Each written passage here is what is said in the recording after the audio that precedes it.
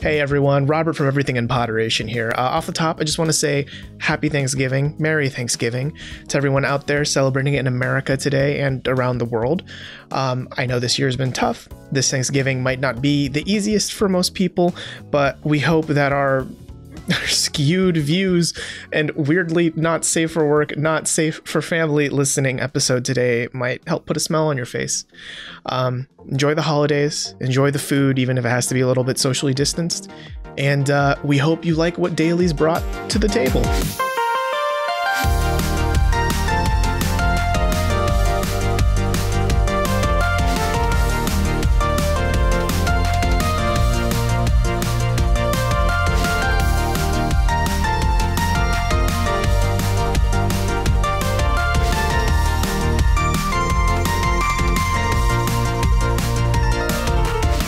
Hey there, how's it going everybody? That's right, if you're hearing my voice, it is another episode of Everything in Poderation, the internet culture podcast, because let's be real, the internet can be too much sometimes.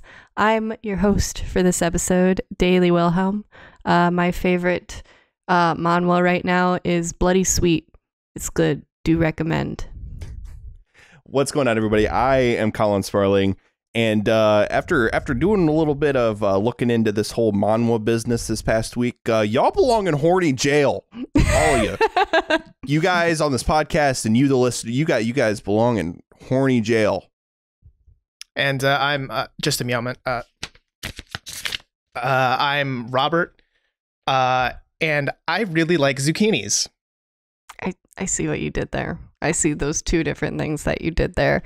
And dear listeners, you will soon learn about the zucchinis and also meow mints, I'm assuming, in this episode. That's all things webcomics, online manga, and manhwa out of Korea.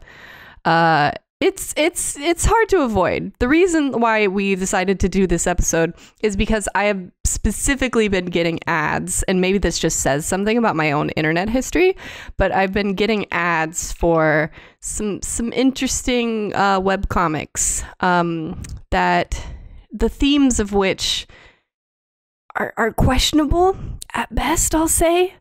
But it says something that those questionable at best themes are becoming so mainstream that they'll just pop up in your Instagram feed. Daily, I would just like you to know that after we had the meeting where we talked about doing this episode, I actually did start to get fucking targeted ads. Oh my God, they're listening. I have also, but also because I've been reading a lot of these now, so I think now I am the target demographic.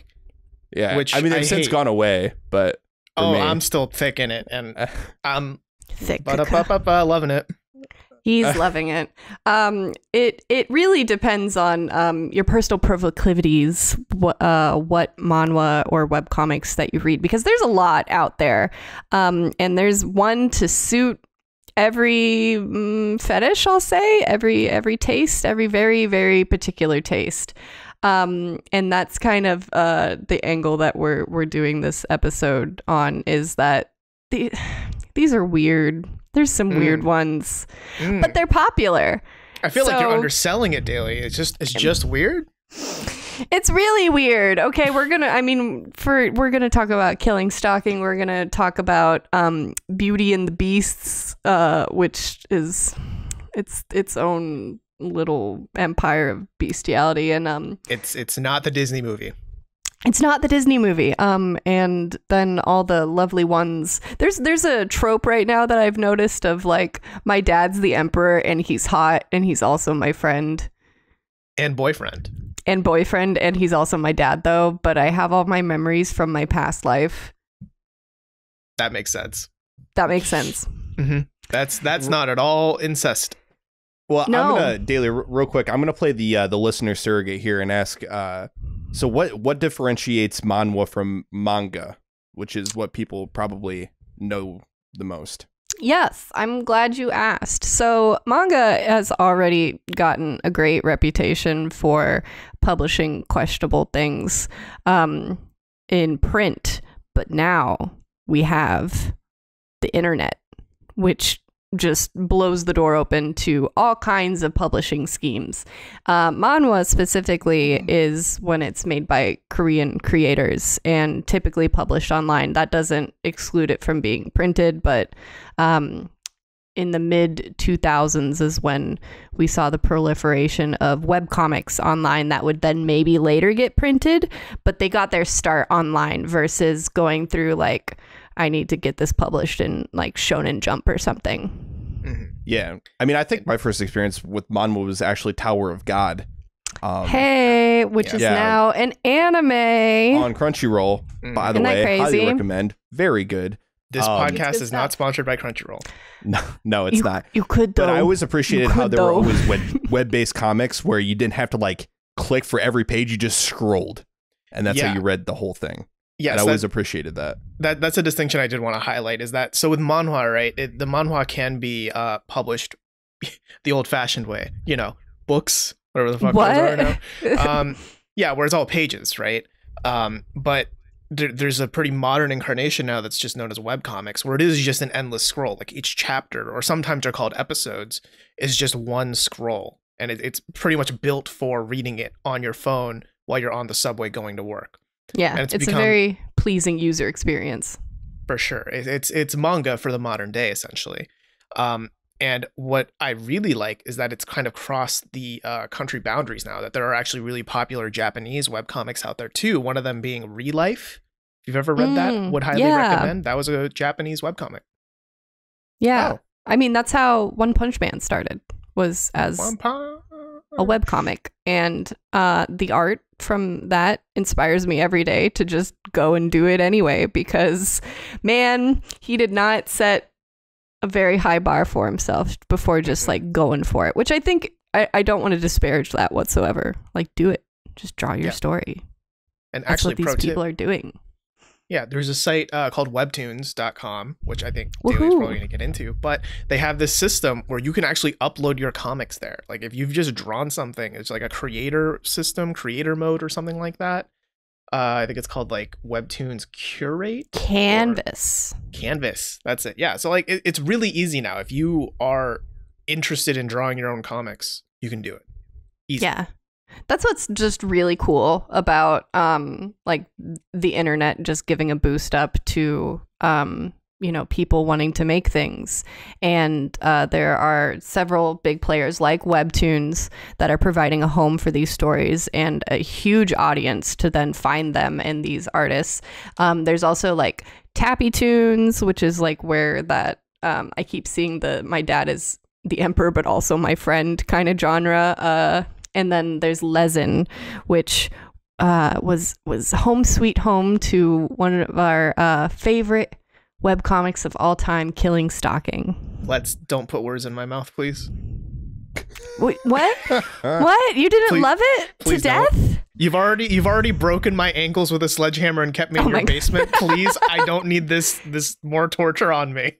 You didn't love it? Why didn't you love KillingStalking? Okay, I think we should just dive into what the fuck KillingStalking is, just Let's because do it. Daly, do you want to please lay out the synopsis for us? All right, KillingStalking. What a name! It kind of gives you a good indicator of what to expect. But basically, there's a stalker who's really into this guy. His it's the word wouldn't be senpai because that's Japanese, but essentially. Yeah, it was just someone that he's known since like college and in the military, and he's super stalking him to the point that he breaks into his house, and lo and behold, in that house, turns out his crush is doing the killing part in this relationship, and breaks his ankles, and then has like some weird mommy issues expressed through their weird Stockholmy relationship. Yeah. So the crush, his name is Sungwoo, right? He has both an Oedipus complex and a murder complex. Like, I think he gets off on murder. Oh yeah. Uh-huh. And then the other guy is just Stockholm syndrome to the max. to the max. He's like, I love this guy. By the way, for this episode, to like, I've only gotten secondhand knowledge about this manhwa, so I'm just kind of like, I kind of like the idea of just like piecing this fucking ridiculous sounding story together in my head. Yeah, my favorite thing is I remember when I was reading part of it, I was telling Colin, I'm so excited to talk about this, and I'm going to give you a quick little synopsis of it. And I talked about everything Daly just said about, and then he breaks into the guy's house, and then Colin just jokes, and he finds out the guy's a murderer. And I'm like, yes, you are right. Yes. He is a murderer. You are correct in that. And it's not only just like, oh my God, you found like a dead body in the basement. It's like you found a still living, tortured woman screaming for her life. Naked. Oh my God, you found a dead body in the basement. You said that like you just found an item in Zelda. Like, oh my God, you found a dead body in the still basement. living body, about to be dead. Just in the point that this is a very graphic webcomic. This is no punches pulled. It's like you see a lot of murder and torture and psychological abuse and fun stuff like that. Mm-hmm. Yeah, it's extremely abusive. And I mean, again, I don't kink shame. I get that there are people out there who kind of like, the whole like use me, abuse me kind of vibe. As long as there's consent there, that's fine with me.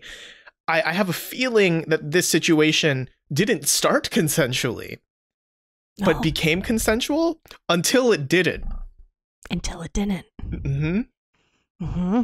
Because that's the whole thing, is that it's like a mind game through as the chapters continue to go, and Yoon is like trapped in this house, not so much by the actual physical fact that he can't walk anymore because fucking Sang-woo broke his ankles, but more because like he doesn't want to leave him. He doesn't want to, like, even though this guy like slaps him around, calls him his mom, and forces him to torture and kill people, he's like, but I love him. Yeah, but I love him. Yeah, but he's hot. Damn it, he's hot. No. Oh, God. Yeah, and I didn't read all of it. Daly's like a scholar in this comic now, but the points that really stuck out to me is there's a scene where Sung-woo is like, hey, I gotta go deal with a thing. I'm gonna be gone for like 8 hours. Don't leave this house, please. Right? And then the whole chapter is just, it's kind of like an in Yoonbum's mind of, do I leave? It's kind of nice here, but also like I miss oxygen. So it's a struggle, like an hours long struggle mentally of him like crawling toward the door, deciding maybe not, maybe I should. And then he opens the door and Sung-woo's just been sitting there, presumably for like 8 fucking hours, waiting for Yoonbum to crack and open the door just so he could torture him, slit his throat, patch him up somehow through his magic nurse powers, I guess. He's pretty good at first aid after all these incidents. Yeah, really. I mean, he's even said, like, you understand why we can't go to the hospital, right? So, like, he knows that his first aid isn't the best, but he's good enough to patch up a slit throat. Yeah. What the fuck? Was he like a military medic? Is that the justification? I mean, they were in the military just because, in Korea, military service is required. I don't remember if they wanted to, like, his medical history. Like, basically, Sang-woo, like, his job is just to be hot boy. Mm-hmm. Like, he just hangs out with people. He's very charming. That's the thing, is that he that's how he gets his victims, is that he charms women and then gets them to his house, and then behold, murder basement. Secret murder basement in the closet. And during this entire thing, there's only one person that ever winds up actually suspecting him of doing these things. And that particular cop is constantly basically like, dude, you're being like weird and crazy. Stop saying that. He's so nice. Look at him. What a nice young man. He can't do atrocities. But he's such a nice guy. He's such a nice guy. It's always the nice guys. Mm-hmm. Ted Bundy was a nice guy from what I hear. You're not wrong? Question mark. Mm-hmm. And maybe that's part of the inspiration behind it. To widen the scope a bit, the reason we talked a little bit about that is to give you an example of the things that I assume Daily has been advertised to. These are you have seen advertisements for this comic. Yes. KillingStalking was really big between like 2016, 2017, before it started building toward its end, which I believe it ended last year in 2019. But I just remember like it coming up in like normal conversation with a friend I had, and they were like, oh yeah, you like webcomics, you should read this. And the webcomics that I was reading at that point were like, you know, just basically, you know, like weekly funnies, like My Giant Nerd Boyfriend, if you're familiar with that, where it's like literally just like, oh, cute, relatable relationship things. Yeah, I've seen that around. It's silly. And then my friend was like, yeah, you should read this, like KillingStalking. And I was like, okay. And she's like, I mean, it's kind of dark, but I'm like, okay, I watch like murder mystery stuff. Sure, whatever. I wasn't prepared. I wasn't ready. But I learned a lot about my friend that day. But I think what I learned more was that like these like weirdly... Your friend was a murderer? Yeah, absolutely. I learned that. No, sorry, Rachel, I don't think you're a murderer yet. I don't have the proof yet, but I will get you. No. I do. I believe it. Oh no. I don't know you, Rachel, but I'm coming for you. I know your secrets. Your dark, evil secrets. Rachel, we know. You did. Where's Rachel? Oh my God. Oh no. Rachel's gonna feel like she's being stalked now. Get but it? Not killed. But not killed yet. Anyway, now that we're done threatening people, I think it says a lot that like webtoons like this and webcomics have started to hit the mainstream as far as like just be like, yeah, we have this app and we host that popular manhwa KillingStalking, you know, the one with all the torture porn in it. Yeah. And you know, for me it makes me wonder, I guess, like for me, boys love doesn't really move the needle much. I'm not really into that genre. But it makes me wonder, what does it do for people who are into the genre, right? Because it combines so many things outside of like the forbidden man on man love, right? It combines like, you know, torture mentality, abusive relationships, like extremely abusive relationships, tons of things where you know that both of them need to go to therapy. You know, it's a lot darker than just that quote unquote forbidden love. Everything I know about this story is just really depressing. Everything I've heard about it so far is just like, I don't want to read this. This sounds like it's going to send me into a bout of depression. It's definitely not supposed to be in any way feel good, which doesn't indicate that there's not like feel good BL out there. But I have noticed a trend in like that there's like a lot of very extreme narratives within the BL umbrella or within the webcomic umbrella as a whole.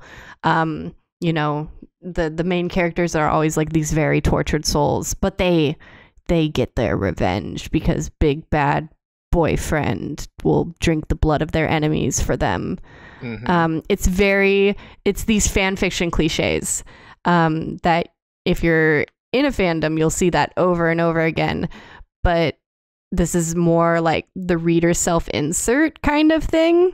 Like you see yourself in the narrative, and those girls that like those narratives, we like to call them fujoshis. Fujoshi. Explain. Do you want to venture a guess at the meaning of fujoshi? I mean, Colin? I know it, so yeah, Colin, please. I mean, it's got to be something similar to an otaku, right? It kind of is. It kind of is. Offshoot. Yeah. You would say like, it's a Venn diagram. An otaku can be a fujoshi can be an otaku, but specifically fujoshi translates to rotten girl. So it's girls that are into the BL, into the yaoi, into the Spider-Verse. Into the Spider-Verse. Yeah. The girls that are attending, you know, like Yaoi Con and carrying around the paddles and downloading doujinshis online and maybe creating them. I had there was a girl that I went to school with who I will not name. Rachel. Let's call her Rachel. Yeah. Let's call her Rachel. Let's call her Rachel. Rachel 2. who was like into that stuff, and she would reshare like screenshots from like yaoi manga and anime on her Facebook timeline. Hell yeah, bro. Normalize yaoi. This was like, 8 to 10 years ago even. So like we're like ahead of the curve here. We're progressive a little bit. Yeah. So I'm really glad you brought up Fujoshi, right? Because I think that that knowing what a Fujoshi is opened my mind a bit in terms of, I don't really judge many kinks, but I'm also not like a walking library of kinks. Like I don't know every kink or fetish out there, just because by their nature, like no one really knows what makes them tick, but it can be like the weirdest fucking thing, right? Yeah. And by exploring legend.com, I have found out that they break down their genres by hashtags. And one of the hashtags for KillingStalking is hashtag obsessive, which now tells me that there are people out there where their kink is, or their fetish is, an obsessive partner, like to the point where it's maybe abusive, which I guess like that makes sense. I've never put into words. I've never heard someone be like, oh, obsessive, that's my fetish. Obsessiveness, that's what I look for in a partner. That's not super surprising. I mean, there's people that are into like rape play and shit like that. And the fandom prefers to call it non-consensual play. Yeah. No, that's like you scroll through like AO3 Archive of Our Own, which is like the main fan fiction site now. It's like you'll get specific tags for that. Like this is non-con, whether you're using that as a trigger warning or using that specifically to attract the people that are like, oh yeah, I like to read non-con fics. Which is like, what?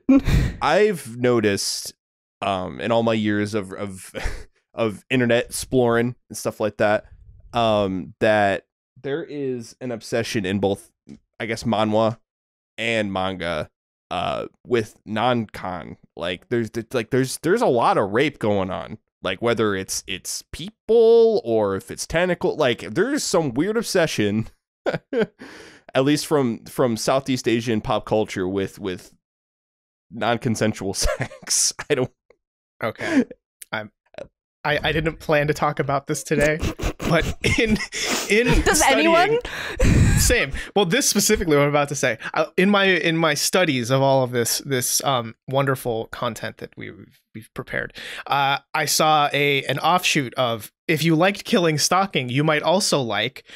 I think it was in Japanese, it's hentai elf to majime orc, crazy elf, pervy elf, and serious orc.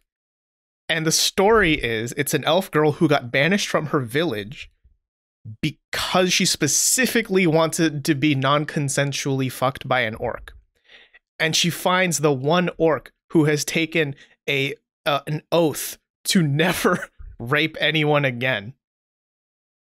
So it's a romance between a girl and a guy where the girl wants him to non-consensually take her, and he refuses, which also just calls into question, is she now sexually assaulting him? Yes. Mm-hmm. Yeah, but also if she wants something to happen to her but non-consensually, wouldn't that be consent? Exactly. But my favorite thing is I read it. I actually read a lot of it because it's kind of funny. I mean, the description itself is pretty fucking funny.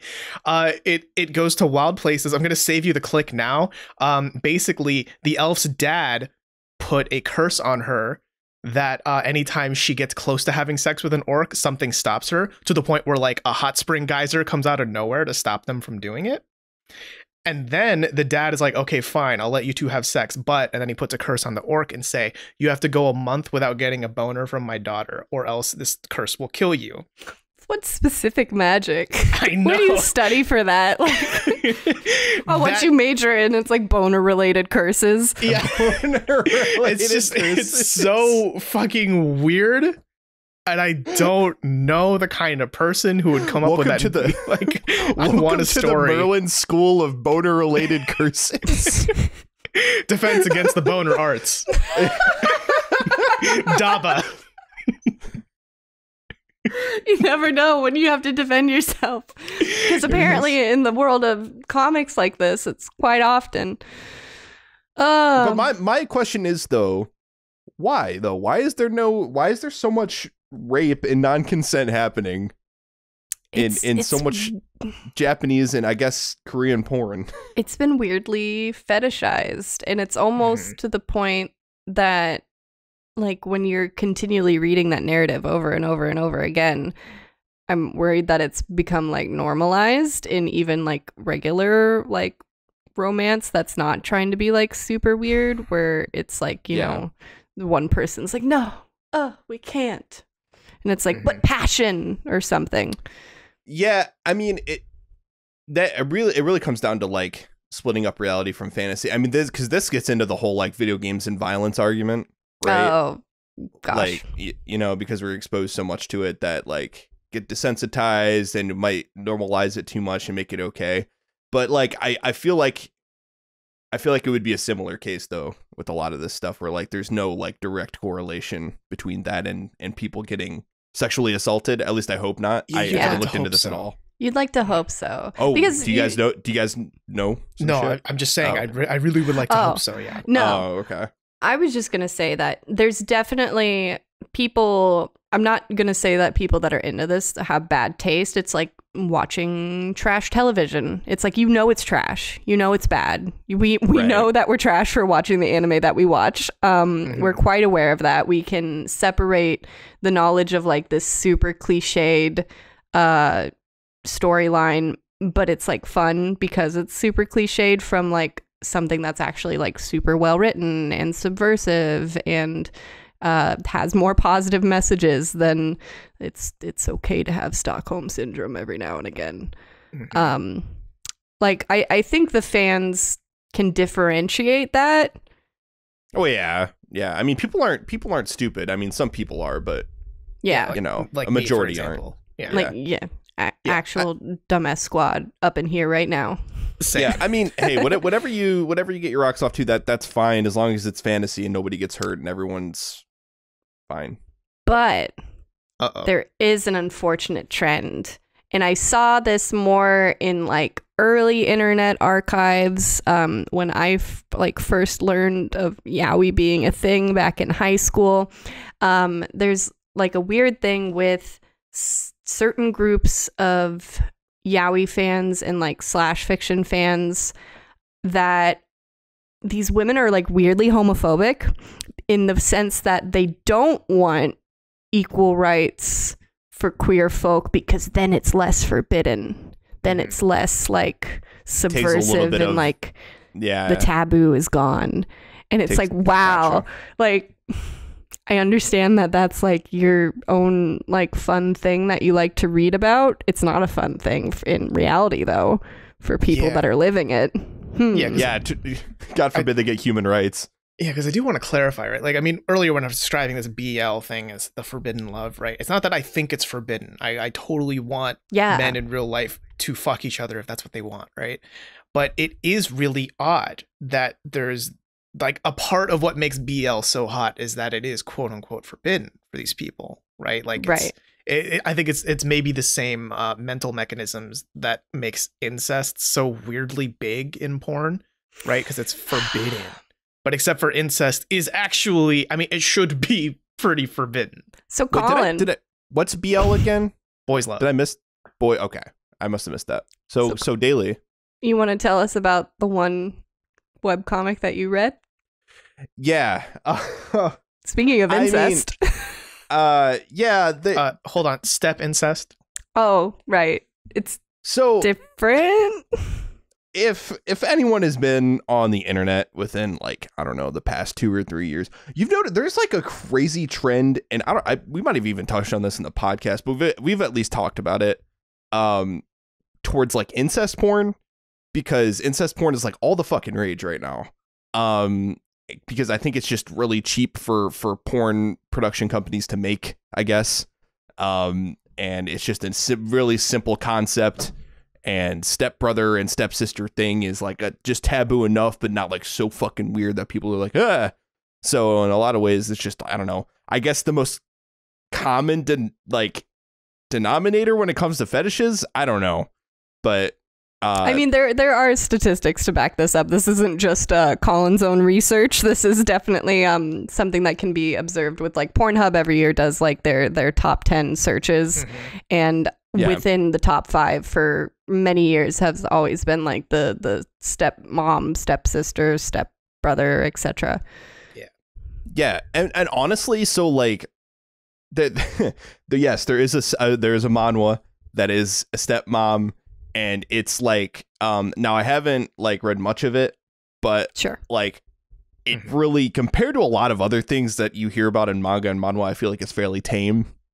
Like it's just a really like long and drawn out story, which, by the way, a lot of exposition and a lot of story happening here. It's like, it's not like, you know, just an excuse for, you know, these two people to fuck. It's like this long, like, oh, this is the reason why I'm in this living situation. But it turns out this stepmom is kind of fucking crazy and obsessive. Hashtag obsessive. There's that word. Yeah, obsessive. There it is. But like, yeah, the stepmom and the son fuck. And there's probably more to it than that Daly's about to regale me with. But that's basically what I can gather from it. Oh, it's just that we promised to explain the zucchini thing.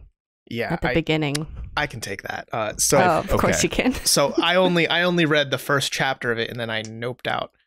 Which did you notice that there's a kid friendly chapter that just cuts out a bunch of panels, but then if you put like yes I'm 18, then the panels are there. And it's a different story. I mean, I think part of that is just their marketing, right? Like they give you the kid-friendly version. Then if you want to sign, then it's like, oh, you want to read more? Sign up, right? Yeah. And I mean, I get that, like from a business perspective, it's just a little bit sketchy. But basically, I was reading through the first chapter, and I got to the point. So it's just the stepmom had just moved in or something, and the movers were like moving the boxes, and then one of the movers drops a box, and it's full of like vegetables, a lot of cylindrical long hard phallic dick-shaped vegetables. And it was like, oh, that's a little weird, and she got like really mad about it. It's like, okay, that's a little weird, but whatever. And then after the movers leave, she goes to take a nap in her bedroom, but with the zucchini, and then the stepson is like, oh, hold on, I need mom for something. Hello? And then he walks in and finds the zucchini nestled right there between her legs, and I was like, I'm good, I'm done. Yeet. X. Oh, you didn't read more from there? What? No, I think I got they had the zucchini for breakfast. Oh, that's worse. They had zucchini pancakes with her special sauce for breakfast. She used the word fucking special sauce. I hate it. I forgot about that. Gross. By the way, Daily dropped this on us with like no context. So yeah, like she sent us 4 links, and the stepmom one being the last one, and then like 10 minutes later she's like, oh, JK, this is just porn, never mind. Yeah, it's just I was pulling off of the ads that I had gotten, so I'm like, okay, what do you want me to read? Algorithm, you want me to read this? Okay. The other one, and I don't know how much of you guys read the other one that was making the rounds on like the like webtoon ad algorithm was weirder for me because it has like the weird taste of like beast. It's got a bestial aftertaste to it, which was the Beauty and the Beast. That's a sentence. I read about 8 chapters of that too. Because it's just like the ads, which were spoilerific, by the way. It was just like, oh, I'm gonna give birth, and then she gives birth to snake eggs because she has snake man husband. Okay. Yeah, that makes sense. But where did you get to, Robert, if you didn't get to snake man husband? I did not get to snake man husband. I only got to where like there are 2 leopard men fighting over her. So I guess here's a quick plot synopsis of Beauty and the Beasts, okay? If you're familiar with isekai anime, the otherworld anime, usually it's usually a guy, and he either dies in the real world or goes in a coma or something and ends up in a fantasy world, maybe inspired by like RPGs and stuff. The setup for this is I was out shopping and I tripped, and then I got up and I was in this isekai world. It's so like stupid, and I applaud it for that. But it's a world where she's the only human and everyone else is a human. Like it's like Animorphs. It's human / some other beast hybrid. And she's like hot compared Yeah. to all the other women. And it's like it's kind of a matriarchal society in the sense that like the females must be protected. There's a limited number of females and they amass their own harems of like the strongest beast men that they can and basically control everyone that way. And they treat them all really mean. Was like a weird plot point is that like she's really different because she like is nice and hot. Raised with manners. Yeah. Furry porn? Oh yeah. Yeah. I mean, okay. I haven't seen it get that extreme, but I can only assume it gets racier and racier from what I've read. So I'm caught up. Y'all are horny. Y'all Manhwa people. It was like a train wreck. You can't look away. I read the whole thing. I'm caught up to whatever is being published. And it's just she steadily gathers a harem of like these super powerful beastmen dudes. And they're all absolutely head over heels for her. And she has snake babies. And then she promises to have leopard babies. But she hasn't made good on that promise yet. I really hope Zach has walked in on you reading this stuff. I tried to explain it to him and he kind of walked out. It's like, yeah, I'm good. And he noped out. He noped out. Like this is one of those classic, like you might as well just switch to porn because that's easier to explain. Yeah, kind of things. yeah. I remember back in the day explaining KillingStalking to him, and he's like, "What? Like, is it like why are people into it?" And I'm like, "I don't know," because Obsessive. Obsessive. The obsessive. There's like a weird, like fun thrill in the idea of like, oh, like there's a reason why there's like serial killer fandoms and school shooter fandoms. And this is there's the overlap with KillingStalking. Yeah. And I also want to point out too, KillingStalking is the only one I've read of these that is actually Chinese in origin. So it's also broken into that market as well, which is kind of cool. And I also just like blanket statement want to say, because Colin, you've been pushing this narrative of like, oh, y'all Manhwa people are horny. There is non-horny. There's actually a lot of non-horny webtoons, right? Yes. Yes. Tower of God, God of High School, The Gamer, right? There's a lot of just like edgy, cool shonen type of stuff, or like just normal romance that isn't horny or that isn't like I'm gonna break your ankles because I love you kind of stuff. It's just like cute romance stuff. But I think what's so interesting about this discussion we're having is that, keep in mind, this is all being framed through the fact that these are being advertised to Daily and now me, and for a moment Colin, on things like Instagram or and Facebook. Right? Like things that are where I don't go there thinking, you know what I'm in the mood for? Ankle breaking rough sex between two boys. Like, I don't go there for that. In between posts from your friends from high school that are doing, fucking having their third kid and getting back into drugs. I don't know. It's such a weird, like, how and why are these ads there? But because there's people that are clicking on them. There's definitely, as we've demonstrated, an audience for it. But it is just, like, weird the places that it shows up. It's like, it's almost like they are kind of like pushing the narrative that it's like it's normal to read this kind of thing, whereas before it's kind of like fan fiction back in the day was a much more secretive thing. Like you don't just like admit that you're reading fan fiction, whereas today it's just like I didn't like the ending of this show, so I read a fan fiction about it. So I wonder how much of this, right, like is made for commission or made for just the sheer fact that they can make some like a story that's ridiculous yet a page turner to read, I guess.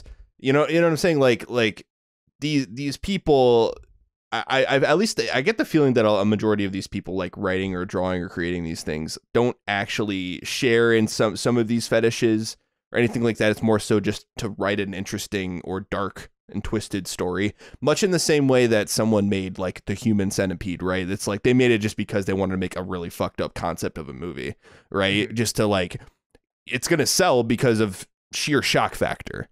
You know what I'm saying? I mean, it's kind of like a lot of Twitter artists, right? They may not necessarily be into furry stuff as well, but they know, right? But they get commissioned to hell. Oh my god! Right? You can make so much money as a furry artist. Like, forget Daily, about it. what are you waiting on? I know. I just need to. I'm bad at drawing animals. Same. That's why I don't do it. But that's why you draw animal humanoids. Oh, dang, you're right. I mean, again, the market is there. That's the thing. Yeah, and that's such a weird thing about these ads too, is like they all seem so innocuous. You know, they don't at all give off the idea of, oh, this is about to be some step incest horny times. Like, I think, like one I've seen from my stepmom is like, there's something weird going on with my stepmom, ... And like, that's it. And then the image isn't even sexual or anything. It's just, you know, a girl. It's just the stepmom, like doing something like. Yeah, that's the ad I saw. I thought it was going to be in the vein of like, she's a serial killer, or like she's evil or something. You know, I didn't think it was just going to be horny time. But damn it, it was. And that's not to say that all the ads that I've seen have led to this is just like a weirdly horny webcomic or manhwa. There's definitely been plenty that are just like, oh, this is like a fun, sappy romance story that I got an ad for. Well, I'm glad to know that not all of it is completely horny. I mean, it would, of course, it'd be ignorant to just like blanket assume, but from what I hear as just from a byproduct of our conversation, it's always just like, oh, it's the horny stuff, because I mean, that's the stuff that sticks out. So it's interesting. The horny stuff is being, dare I say, normalized. Peddled. Yeah, peddled for sure. Peddled, yeah, I mean, it's so different from other forms of porn on the internet. Like, you don't run into like Pornhub ads on Facebook, right? Like, that just doesn't happen. But then why does webtoons that are slightly suggestive but not so overtly suggestive, why do those get the pass? Yeah.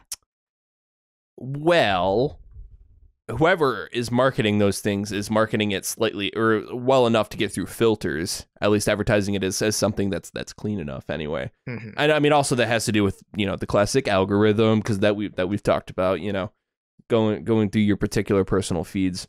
Yes, Al Gore's rhythm. Ah, yes. But I He's think dancing. I think the interesting thing about when it comes to both manga and manhwa, like porn specifically, I guess, is there are just plain things that you can get out of that medium that you just are not, like, this just can't be done in normal porn, or is too expensive to do, for that matter. And so, like, I think that's why that's such a popular medium, and not to mention those artists can flex their writing skills on top of that. They can make these big, complex, long-running stories. You're not going to get a whole series of pornography with a long-running story. You're just not. You're not going to see that on the main page of Pornhub. Or maybe you are. Maybe you might. Who knows? Who wants some plot with their porn, y'all? I mean, everyone knows about that famous twist from Backdoor Slut 7. Oh my gosh. But you need to have watched all the episodes before it, you know, to get it. It was the front door all along. Mm-hmm. It was the front. Oh, no. Listen, I if you're telling me you wouldn't watch a long-running porn series with my boy Johnny Sins, then, I mean, God. Sure. I think we're all missing out. Mm-hmm. As a whole, I think that we could be having a parallel discussion about why there's a lot of like weirdly horny anime that's also been advertised in the mainstream. Like what was that one that was it was literally like my little sister writes hentai or something like that. My little sister is it Eromanga Sensei. Eromanga Sensei, yeah. Yeah.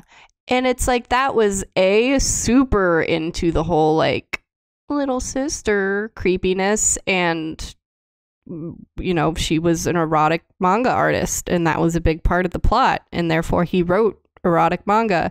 And yet I saw that everywhere. I originally started watching it because I thought it was going to be like cute and funny. Oh no, though. And then they sexualized this little sister, and it was weird. But I didn't know that going into it, the same way I didn't know that when I started reading KillingStalking that at some point I'd be watching a dude jerk off on the feet of a hanging person. And yet here we are. Okay. All right.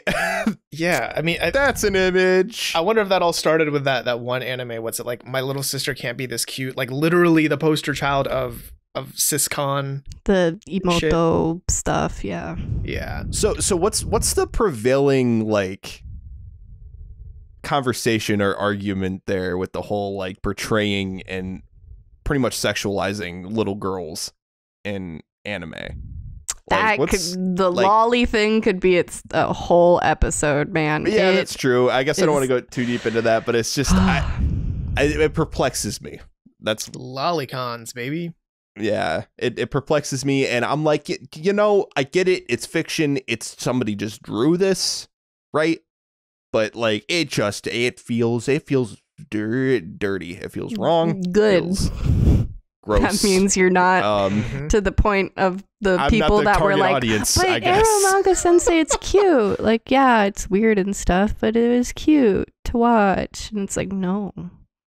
That the weird stuff should eclipse the cute random moments.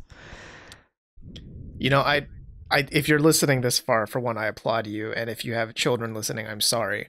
But I do want to leave us on, at least, like, for me, my final note is webtoons are good, manhwa is good, manga is good. Like, we're talking about some of the weird shit, right? And the only reason we're talking about it is because we've been advertised it through all of our weird social media feeds. But I would honestly recommend, like, again, Relife, Tower of God, God of High School, The Gamer, like, all those are pretty good webtoons. There's a reason that they have a lot of followers with them, right? And if you look at webtoons.com specifically, they have like a chart of like the ones that have been liked the most, or the ones that kind of have the most followers. Though all the ones we've talked about are nowhere near the top of that chart. I want to be clear, like, most people are into quote unquote normal things, right? So it's not that webtoons as a whole, as an industry, is built for weird fetishes. It just happens to be able to cater to those. Yeah, the internet has allowed for a place to grow and flourish with these weird things alongside the much more normal, everyday, typical things. Yeah, and just as a disclaimer too, like, people in the West, we're not exempt from this either. There's plenty of horny Western comics out there. Oh my God. Yeah, certainly. Like, remember, this isn't an exclusive thing. They did one where you could see Batman's dick. Oh shit! Yeah. Oh, I'm sure there's plenty of those. No, like a real, like, official. Oh wait, like, I think officially you're right. DC revealed the dick, and then people were getting models of it. Dick models of Batman. Batman dick models. I think the key takeaway here is do not underestimate the algorithm, because it will advertise you fucking anything. And make sure, you know, I don't know, use a VPN or incognito if you really don't want that shit coming up on your feed, because if somebody's looking over your shoulder while you're scrolling through Facebook or Instagram, you're like, what the fuck is that ad? And that's why this episode is not sponsored by NordVPN. NordVPN, right. Please. Excuse me, Robert, it's ExpressVPN. Anyone want to get on that sponsors. But yeah, the internet has made a haven for all sorts of things, and I think that that's a good thing in many ways. I think that the fact that, you know, individual artists and writers have places to publish and get their stuff seen by many people, regardless of how hashtag obsessive their particular writing might be. And because it is cool to see just very different stories out there, even if they're not your particular cup of tea, if it squicks you out. But it's neat that there's platforms for this, and that's the internet, which can be too much sometimes. Yeah, but hey, you know what? Someone's into it. People are reading it. Yeah, I mean, make that money. Make that money. There's you know, for everything that's original, there's someone out there, I'm sure, that's willing to pay for it. So yeah, I highly recommend, just as kind of a footnote to this particular episode, to read these if you're interested in reading any of these comics, read them from the official sources, so that something gets back to the artists that put in the time and effort to make these things and write these 100%. Things. Yeah. Like I listed some of the main players in the webcomic world earlier. We can link them down below, and maybe that will be your afternoon after having listened to this podcast, Everything in Poderation, because sometimes the internet can be too much. Go enjoy that internet. No. We've already hit the point in this podcast where we're recommending porn to people. Well, no. No.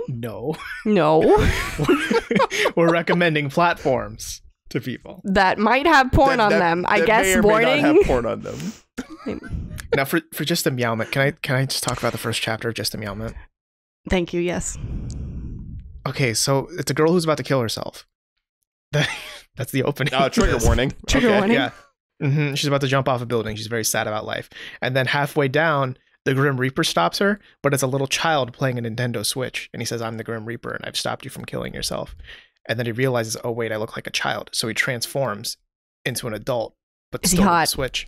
Yes, but he still has a Switch. And his answer for her is, live 100 more days, but as a cat. And he transforms her into a cat. Well, Wait a all right. minute. Yep. Oh. Turns out the key to curing my depression is turning me into a cat. Yo. But Fuck. wait, that would work. Okay, I'm Yeah. gonna go read that. So this has been Everything in Poderation, the Internet Culture Podcast. If you have any manga or manhwa or webcomics that you would like to recommend to us, you can send that to us at everythinginpod@gmail.com. We're also on the Twitters at everythinginpod, and I'd love to see your favorite no, please don't. No KillingStalking screen caps unless they're safe for work. We're gonna get people sending us like ahegao and shit like Oh that. now. no, it always brought comes it back upon to ahegao. I mean, we did put it on our YouTube trailer, so Yeah, you can check that out, our other episodes or our trailer on the youtubes.com, Everything in Poderation, wherever you listen to your podcasts. yeah. And YouTube's making all that money off of us anyway, so Yeah, look forward to an episode where we get a little bit salty about YouTube in the near future. Thanks for listening so far, and I hope you continue on this super salty journey with us.